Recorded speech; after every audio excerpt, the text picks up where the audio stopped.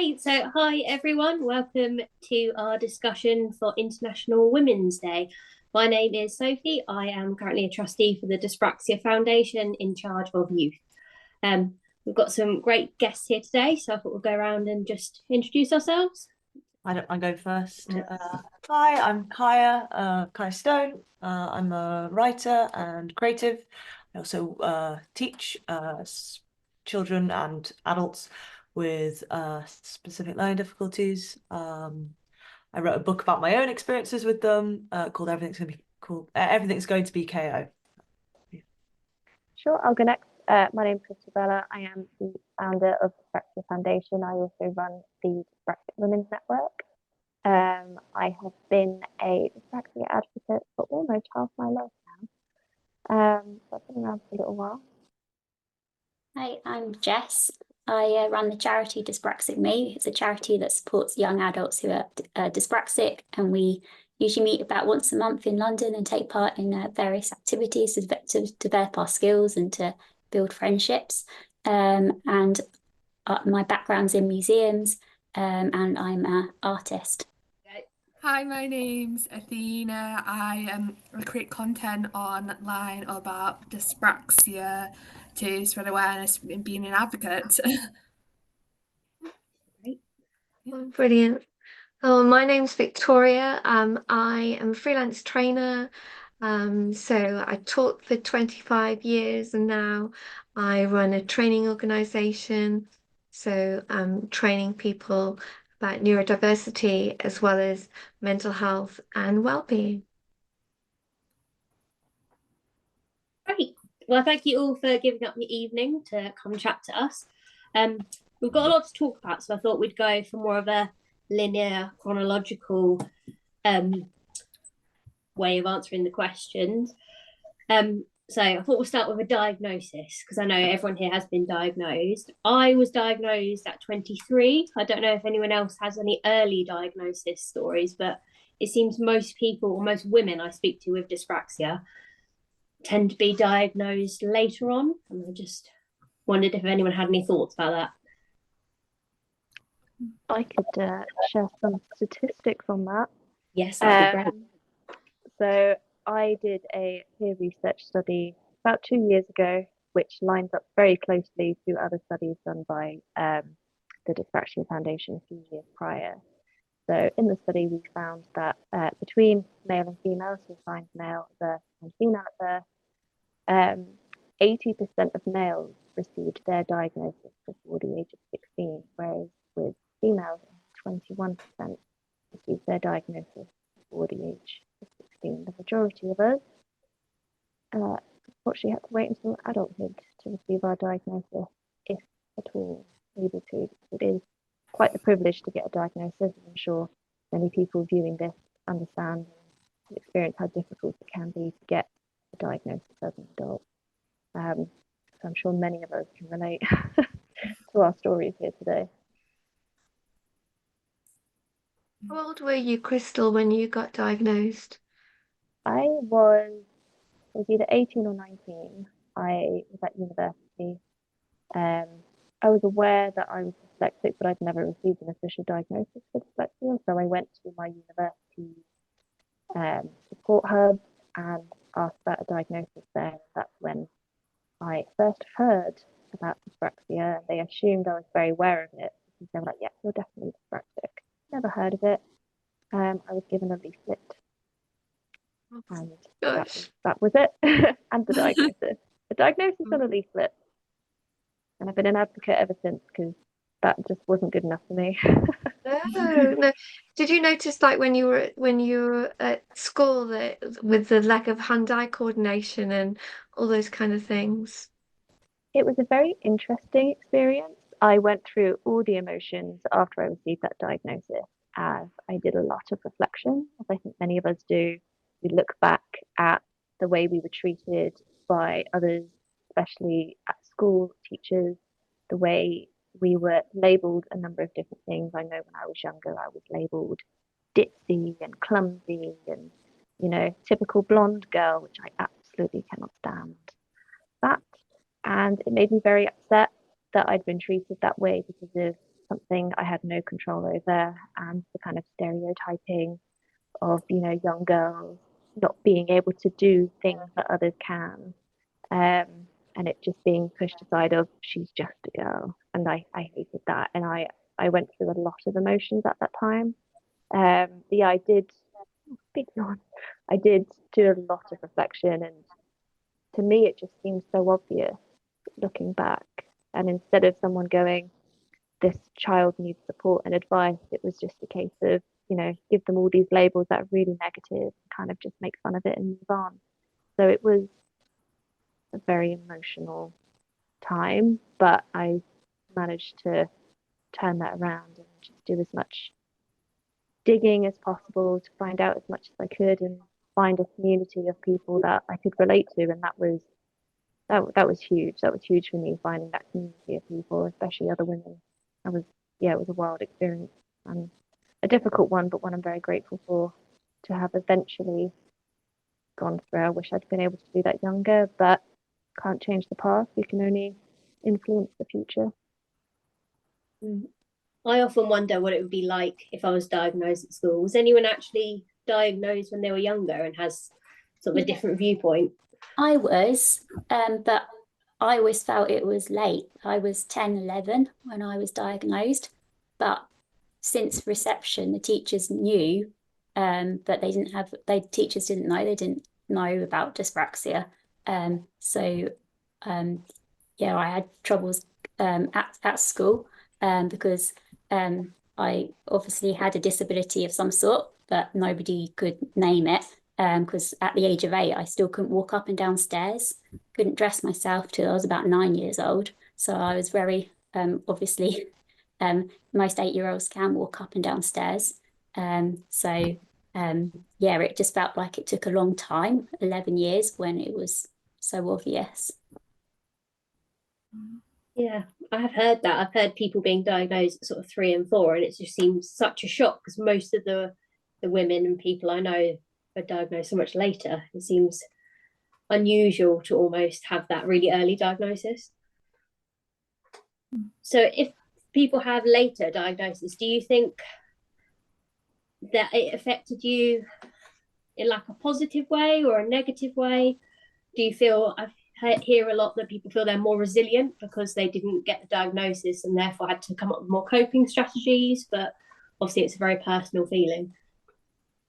I think for me it was 54, and that's just, and for some people have said to me, well, why get diagnosed that late? And I had it privately, and I think it's for me the satisfaction for knowing the reasons why I had these problems, and I think that I love the work that I do now is about teaching people how to develop a resilience toolkit, but I wish that I hadn't had to do that. And it contributed to very low self-esteem. And as Crystal was saying, it's very difficult when you are the last to be picked in the second team for sports because you can't catch a ball and you're being reprimanded for not being able to have legible handwriting, not being able to ride a bike, all those sort of motor milestones that are so incredibly important. And if I'd been given a reason why, then I think that would have been far better than just being labeled, as I say, the clumsy child or the child that's not able to do these number of things. That's very true. I think, yeah, I had a sort of similar experience. I think a lot of people got diagnosed at university. And I have very mixed feelings about the time in which I was diagnosed. I was 21, I think. And so I think that I felt very sad about the lack of support that I should have received when I was younger. And that, you know, things would have been much easier. And I think the thing that I often think about diagnosis is that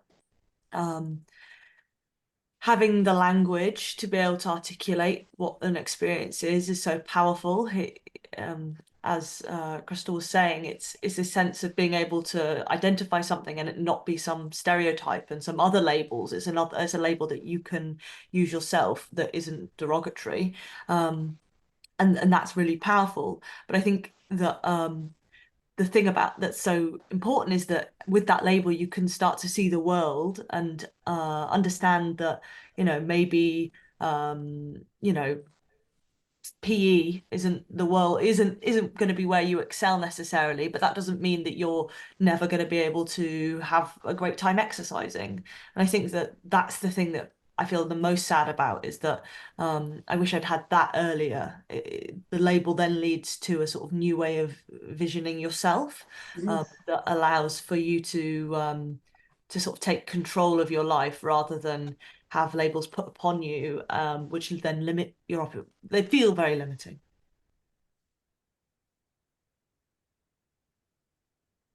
I personally love a label. I think in the past,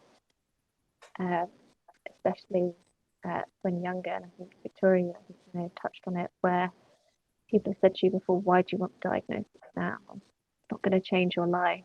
And people say, you know, why do you want a label? Why do you want a label? Why do you want your child to have a label? Why do you want yourself to have a label?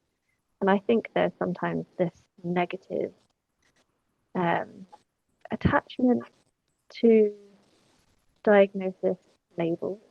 You know, as Kay was saying as well, one label can be so validating and gives you permission to be patient and understanding and kind to yourself, instead of having 10, 15, 20 different labels given to you by random people who have and should have no influence on yourself. And unfortunately, it does affect your self-esteem. So I think sometimes changing the narrative on, you know, on language can be really important. I have read so many research papers, and sometimes I think it can be a little bit detrimental sometimes. It's part of the reason why I became a panel member for the research panel that we have here in the UK for dyspraxia, is being able to encourage people to take part in research and for it to be a bit more diverse as well. A lot of research is mostly involves young participants who all seem to be the same demographic, which is almost always that, you know, with some leeway, you know, young boys aged 11 or under, you know, white, similar backgrounds from very similar areas. And, you know, that's what has an impact on women being diagnosed. Because I said, you know, 21% versus 80%, even though dyspraxia is a 50-50 split between boys and girls. You know, there used to be this idea that dyspraxia was mostly in boys, and that's just not true. And trying to make people aware of that even now is very difficult. And understandably, it's difficult when something you thought you knew isn't what you thought. And that can be difficult, you know, when people have told you, oh, you're just lazy, you're just clumsy, and then suddenly it's, oh, it's actually, you know, a condition called dyspraxia, and it can be a whirlwind, but it can have a positive outlook for yourself. It's giving yourself permission to be patient and kind to yourself. And once you allow yourself to do that, Victoria, you probably experience this a lot with your programs, your quality of life really does improve. And I think sometimes it's best not to think too much of what if I was diagnosed when I was younger. You know, we can't change the past. As I said, we can influence the future. So if we can influence, you know, improvements in diagnoses and research that helps the future generation of girls so that they can get their diagnosis younger, I think that would be a huge difference. And making sure that as well, those young people are being told about their diagnosis. I see a lot in the research that I do that, you know, I've got adult women and men telling me that they weren't told about their diagnosis because their parents thought it might hold them back. So I have interactions with a lot of adults who did receive their diagnosis when they were younger, but they were completely unaware of it. interesting to me. I think a lot of it is like this idea of sort of fetishizing normalcy, like the idea of being normal is the most important thing. And so I think that that's like this desire to say, oh, why do you like this label? Why do you need a diagnosis if you've done this well for this long? I think a lot of it is about people feeling more comfortable with the idea that you're normal, but you are lazy, or you're ditzy or whatever, that feels more acceptable, and it requires less of them.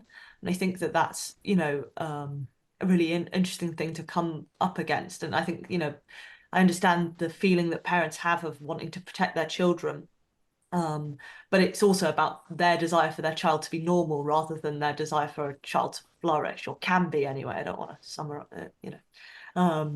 generalize.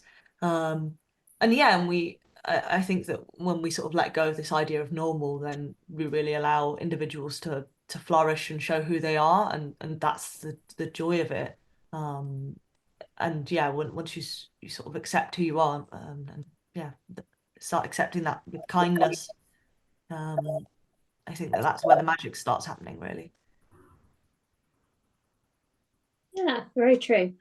I know we've touched on it a bit before, but if we move on to sort of the school experience, I mean, obviously I wasn't diagnosed when I was at school, but I just think how much life would have been easier if I was diagnosed and I was allowed a laptop, because the kids with dyslexia were allowed laptops in lessons, but we weren't.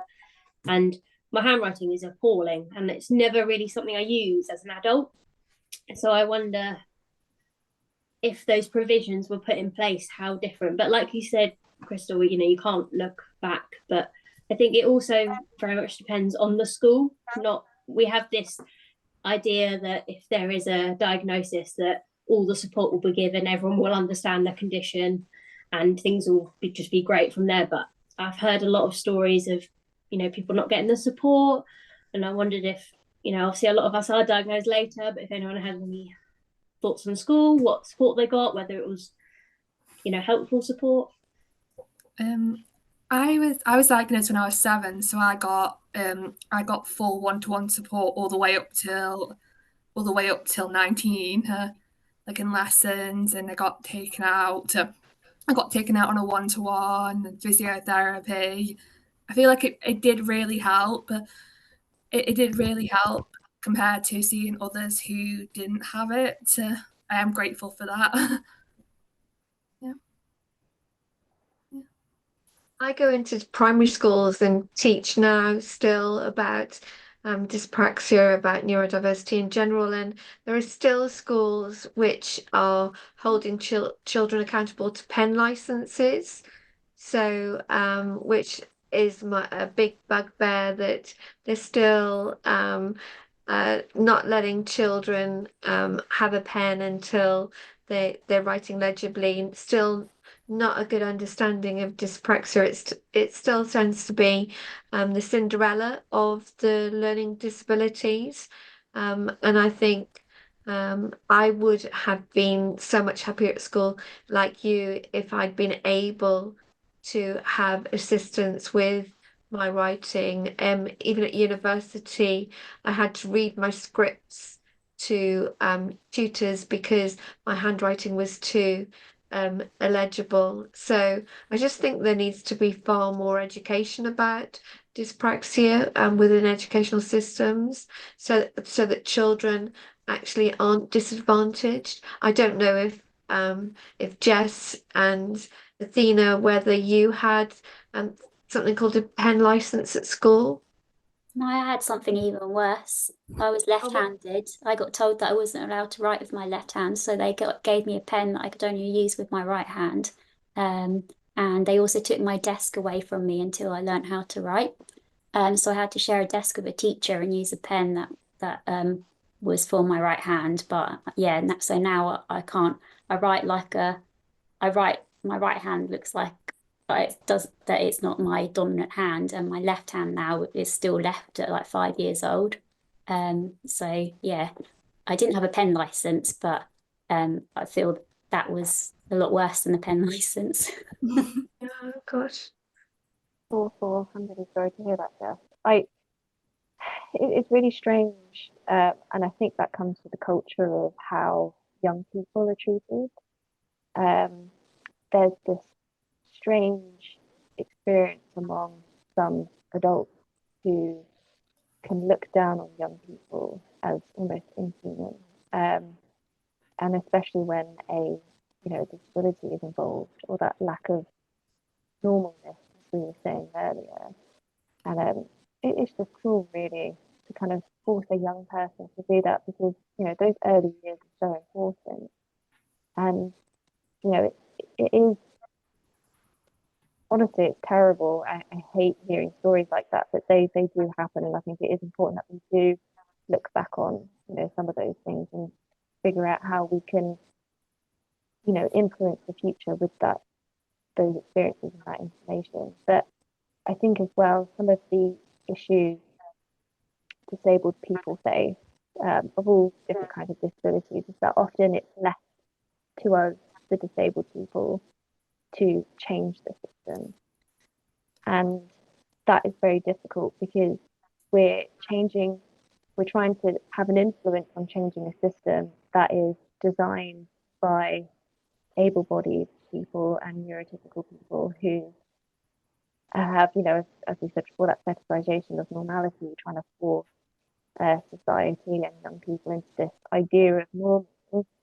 Um, and quite often there's the ticking a box, like, yes, we have these systems set in place, but to go to a slight extreme, you'll go to a building and they have a ramp, so they've ticked the box to say this building is disabled friendly, but then the ramp is like that degree and no one's getting up that in a wheelchair. So it's kind of, it's very similar sometimes in schools, that the boxes have been ticked, but then the lack of funding is there, and you've got teachers trying to support a large classroom of students, but they just don't have the tools and the resources to be able to do that sometimes, and that's a shame, especially when you've got teachers who are genuinely keen to help and support these students.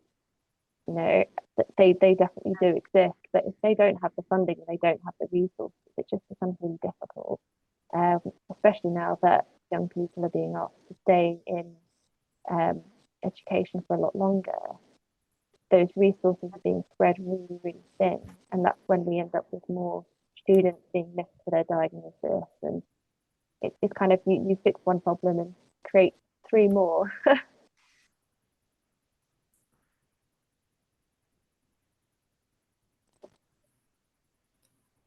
Yes, I suppose sort of within education, there's also sort of, like you said, tick boxes of this is what we can do to support you. But how about sort of out of education, growing up, going through puberty? Does anybody struggle? Did they find their dyspraxia make things worse, or? I couldn't do a lot of after school activities, because most after school activities are sport related. I tried doing netball and I was just never picked for the team. I was just there because they couldn't tell me no. And it was very obvious that they were frustrated with my presence being there, and that really hit my self-esteem. I always think that being a teenager and going through puberty is one of the most difficult periods of anybody's life. And I think it's very hard to sort of extricate what was hormones and what was dyspraxia and what my other neurodivergences. It's very hard to sort of distinguish between them. I think the thing I really remember is the sort of speed at which my body changed, and the way in which I no longer was able to sort of operate it in the ways that I was before, and that, like, now I'm an adult, I feel a lot more. I mean, I'm still dyspraxic, I still struggle with spatial awareness, and I'm covered in bruises and all that sort of stuff. But I think that puberty was probably one of those periods of time where it felt the most extreme, and my theory is that it was a changing body, that it was very hard for my brain to keep up with, a new pair of tits, or like a bit more height, or, all of those things that meant that I think I fell over the most when I was 13. and I found it pretty humiliating as well. I mean, I think that there's something about that time period where your body's changing and you're sort of a child and sort of an adult, and you become so self-aware, and everyone else is so self-aware and so desperate not to be looked at, that I think that, I mean, I was pretty badly bullied at the time, and I think that that difference is something that was, easily pointed at. And so I think that the intersection between my neurodivergence and hormones and other teenagers, I think made that period of my life particularly difficult. But yeah, I feel like I grew out of some of those things, not all of it. I think, being a young female and the expectation of like wearing makeup and high heels and all these different outfits, and I was desperate as a kid to wear all of these, and I just cannot really walk in very high heels. I've never worn stilettos. I can't see it being a very good idea, but I definitely felt that when all these young people were wearing all the heels and the makeup, and it did take me a while to get there, I think. And like you say, you don't want to stick out when you're like 13, 14. You literally just want to be the same as everyone else. You don't want to be covered in bruises and walking into doors and falling over your own feet because you can't walk in your own shoes, let alone high heels. I don't know why, but I was determined, really determined to be a high heel wearer. I don't know why. It never worked out for me. The amount of sprained ankles I ended up with. I think it's difficult, and it's a sort of thing that's maybe followed me to the workplace as well.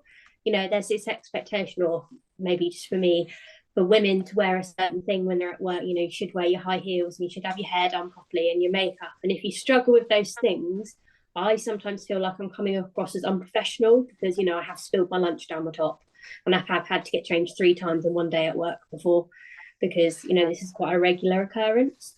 So I had on a few occasions where one job I had, we were expected to dress quite formally, which would be like buttoned up shirts, quite tight clothing. And I really struggled, and I found it quite humiliating at times where, my buttoned up shirt wasn't symmetrical. I'd have one more button or 2 more buttons on one side than the other, and not realizing things weren't tucked in when they should be, and being pulled aside in front of all of your colleagues and someone saying, what's wrong with your shirt? Did you get dressed in the dark? Did you put your makeup on in the dark? Did you forget to brush your hair? And it's kind of, those little comments, which might be as like a little jokey thing to them. When you're hearing that a lot and you're very self-aware, I'm very self-aware that doing buttons are very difficult for me, and getting my eyeliner symmetrical is very difficult for me.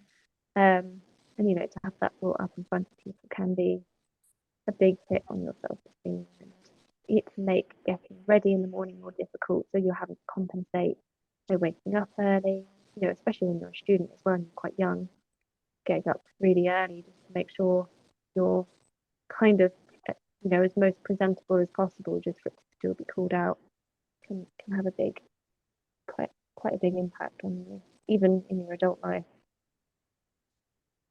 I think Yeah, it's sorry, go on.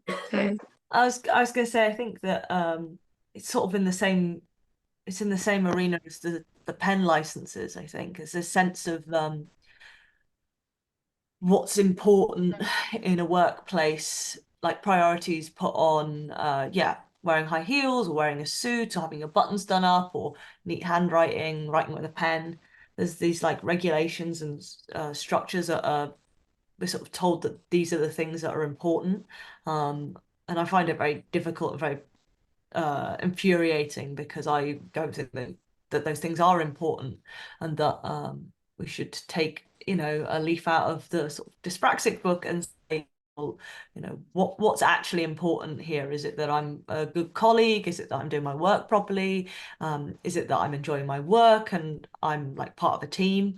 And that it seems so old-fashioned to even ask people to, I mean, and sexist basically, to be able to sort of say what we require of women to look professional, and it's like a form of control, really, and yeah, I don't tolerate it very well, which is why I don't have a real job. So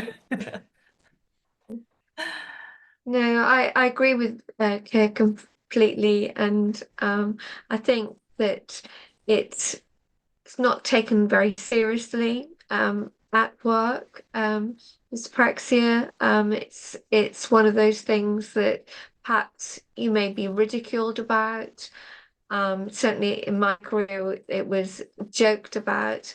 And perhaps if I went back now, I'm now self-employed, but if I went back now, I think probably I would be more assertive in asking for accommodations within the workplace, as opposed to people pleasing and excusing my behavior because I've got dyspraxia. I think it's very difficult when employers don't have a full understanding of what we mean by dyspraxia. I think learning your rights is the most important thing that you can do for yourself. It empowers yourself with as much information as possible.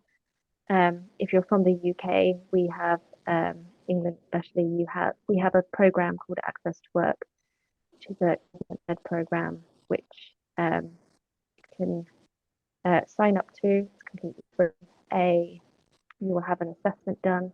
You don't have to have any diagnosis, any official diagnosis at all, to have access to this program. And assessment will be done to figure out what support you might need in your workplace, any equipment that you might need, and they will put a referral into your company. If you do that within the first 6 weeks, the government will cover the cost of any equipment you might need. If it's after the 6 weeks, your company will be asked to pay a contribution. You get lots of things for free, which would be like training and stuff. But I mean, for example, this chair that I'm sitting in now, it's an orthopedic chair. I struggle with my joints, as many of us dyspraxics do. So I had this chair built to size. I've got like a special mouse that kind of sits on its side instead of like that. And I didn't know about that for years. And I found myself in a lot of physical pain at the workplace. Quite common that dyspraxic folks have, a bit of joint hypermobility from overcompensating on movements, and that can be really distressing at work. But also, the program offers training for your management and your team on your disability and any challenges you may have, to teach and train them how to help you, so that your work life becomes much more positive and manageable. You spend most of your time at work, which is very sad to think about it like that. But it's important that you feel safe and comfortable, physically and mentally where you work. And my other recommendation is to look at your rights as a disabled person. Dyspraxia is a protected disability under the Disability Act 2010, and learning what you are protected by, what you can call out, what your company should and shouldn't be doing in terms of treatment is really important. And knowing that just gives you the confidence and the tools that you need to advocate for yourself. Because working a full-time job or even a part-time job can be really, really challenging, and you want that to be as suitable for you as possible, because it can be wild. Sometimes it can be great, perfect, but sometimes you do need some support, and never be afraid to ask for support and help. I think there's a lot of shame around that sometimes, because you don't always know what to ask and who to ask. But there is support out there, and if you don't know what to look for, there are many people here that the Dyspraxia Foundation can point you in the direction of, I'm sure, for that help.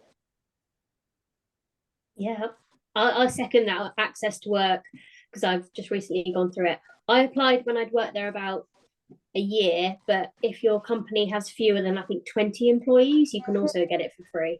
Perfect. That also applies for self-employed people. Sorry. Oh, excellent. I'm I'm just going through the process at the moment. But I'm also supporting people as a coach through access to work as well. So Perfect. You're a great contact to have then. yes.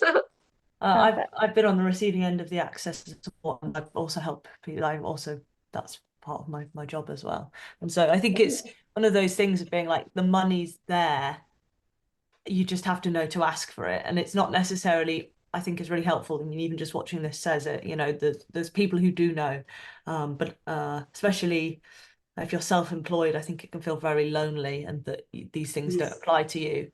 But there is money, and you should claim it, and you should don't also not apply for it. Do. And if you can, I won't lie, it's the most difficult thing I've ever done in my life, but if you can get it, there's been this idea that, well, if you don't need it, you know, like if you're not wheelchair bound and need lots of carers every day, then you shouldn't get it because you're draining funds. Please don't think like that. If you are able, and you know it's an option for you, do use it, because it will help improve the quality of life. And at the end of the day, that's what's most important. I'd also think it's knowing what support there is out there. Like I didn't get it, but even for access to work, I remember the lady on the phone telling me, well, what can we get for you? What support do you need? And as someone who was only diagnosed in their last year of uni, I didn't know what support I needed. And I think that also feels like a big step, is that you can't ask for it if you don't know what you need. And it turns out I do need a lot of support, and the programs they've given me are great and really helped me. But because I didn't know they were there, or didn't know what I struggled with, it's also having someone to help you go through it, like the list of options for you. Yeah, it's a service that you just use it, even if nothing comes of it. At least you've put yourself in step in the right direction. But the assessors will help you figure out what you need. Because you don't know what you don't know. Exactly. Sort of following on chronologically, transitions are quite a big thing for a lot of people. I think the step from maybe primary school to secondary school is quite a big one. I don't know about you guys, I went to a very small primary school and then quite a big secondary school. So it was definitely a totally different way of life for me. And I think I found that transition quite difficult. I think the building of new routines is always a bit tricky. I think the going from the unknown to sort of try to create some sort of routine or known is always one of those things that has always felt quite difficult to me. But that the things I've always found helpful are sort of trying to hold on to the things I can control, and sort of let go of the things I can't, and you know, be able to tell the difference, half the problem. But yeah, I think not necessarily, you know, when I was a child, I feel like, you know, I did the paths were decided for me. But I think as an adult, the idea of transitions, I often try and think about what things can I keep the same, to sort of make myself feel safe. And that's, you know, even if that's just writing my diary every morning or having a cup of coffee before I have a shower. I think that those things have always put me in a good position to deal with the sort of difficult unknowns of the next thing. I agree. Having a routine is really important, very vital.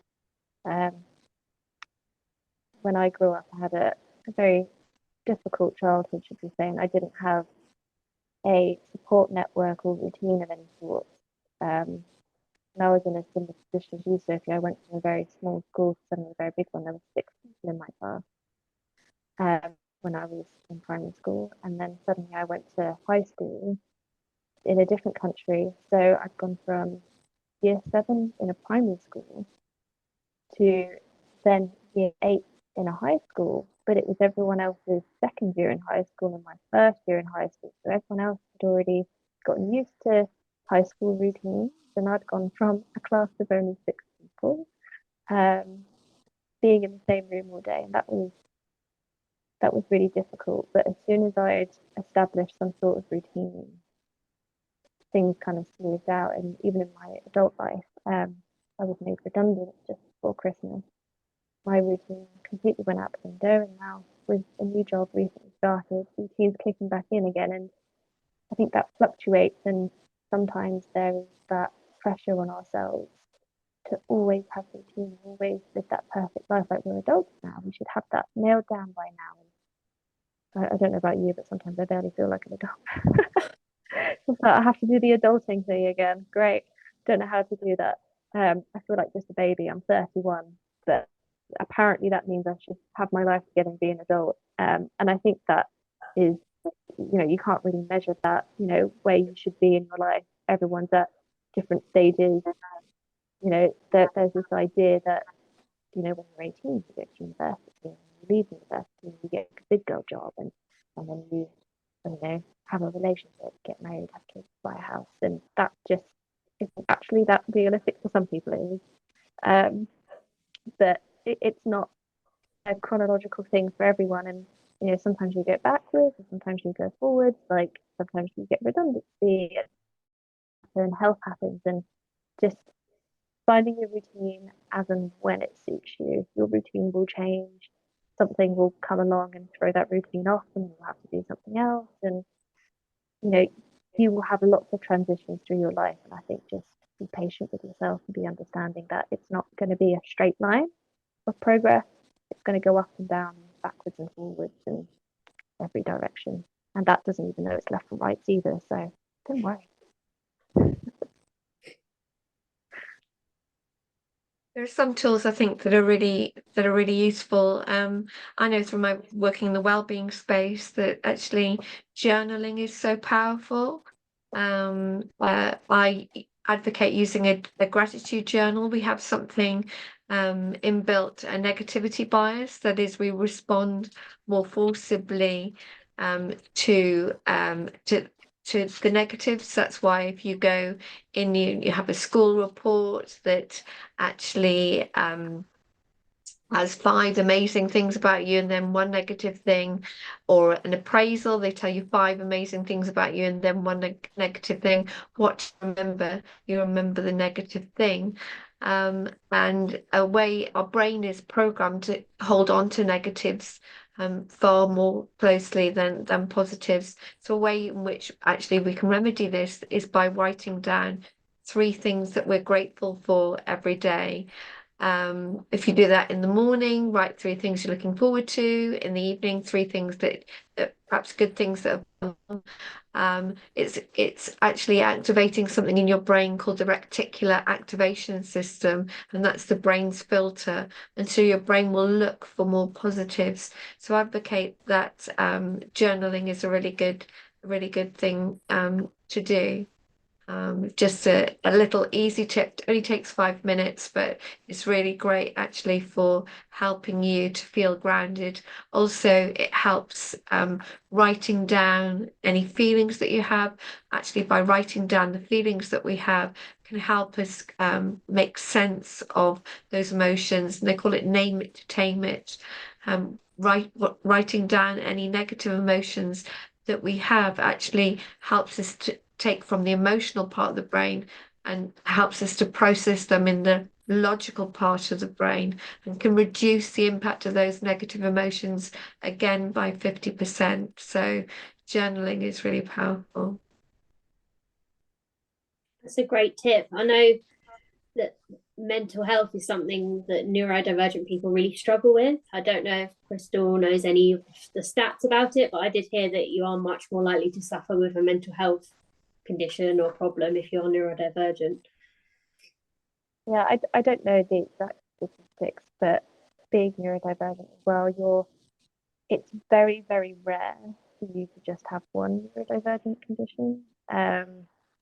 So you're often, dealing with a number of things that your brain has to kind of navigate a lot. I mean, some statistics, for example, 50% of people who are dyspraxic will also be ADHD, dyslexic. There's an 80% chance of also being autistic. So, those are quite big numbers. So yes, there is definitely going to be some, mental health challenges, and that's normally as a result of outside influences, you know, how other people perceive us, and just, you know, the environment around us as well. And I also advocate for journaling as well, something I've done recently, and I've seen a big change. But yeah. I know I find that the mental health advice, you know, if you're having a bit of a low day or whatever, that is often like go for a walk, which to me is an absolute nightmare and would make me far more stressed because I'm so worried I'm going to get lost, trip over something, do anything. So I just feel sometimes the advice is not aimed for dyspraxic people or neurodivergent people. It's just not helpful. So does anyone have any tips about what they do for their mental well-being that maybe other dyspraxic people might be interested in? Because I think it's so difficult when it's, you know, chat to a friend or, you know, do a sport or something that's just not going to be put you in a better place. I have a really fun one. So I've struggled with my mental health for forever, and I've come across a few people over the years saying that in the morning, to help boost your mood, when you wake up, tend to put a crown on your head and just imagine yourself wearing this crown and how great it makes you feel. And I always thought, oh, it's just one of those random things that people talk about online. And I was getting desperate, you know, as you do, and I kind of thought, fine, I'm going to do it. Because at least then I can't complain about it if I've not actually tried it. And I started doing it, and I was a bit underwhelmed. And I'm quite a dramatic person sometimes. I'm a go hard or go home kind of girl. So I ordered myself some tiaras off the internet, nothing too expensive. And what I started doing was, on some days, I would make sure that I get up, get myself dressed, even if it took me like 5 or 6 hours to do so. And when I felt happy with the way I looked, I would wear that crown and just kind of stand in front of the mirror and actually admire the way I looked and kind of gone, you know, I've done this. Okay, my eyeliner is not symmetrical, but that's fine. I'm wearing a crown. I feel great. I am a queen in my own right. This is fantastic. And I would just take a photo of it, and I kept an album of those photos. And I don't do it as often, but I was doing it very regularly at the time. It was really fun, and my friends loved it. And every time they come to my house now, they will wear the crown and they'll take a photo in front of the mirror that I've done it on every time. And I just had fun with it. There are so many different things you could do. It could be podcasts, it could be mindfulness, it could be saying out loud things that you're grateful for that day. There are some people in our community that have started sharing the 5 things that they're grateful for every day. I think Natalie is one of those people who's been doing that consistently for a while now. And I just think find what suits you. It's going to be different for everyone. You know, some people will say, yeah, go for a walk, best thing ever. But, you know, as Sophie was saying, nightmare. It's not going to work for me. And next thing, and for me, it's putting on a crown every day. Oh, I love that one. Very fun. Yeah, I think it can sometimes be really alienating when advice is something like do some exercise. And I always found it sort of really frustrating because I'm sure, like most of us, I was scarred by school PE.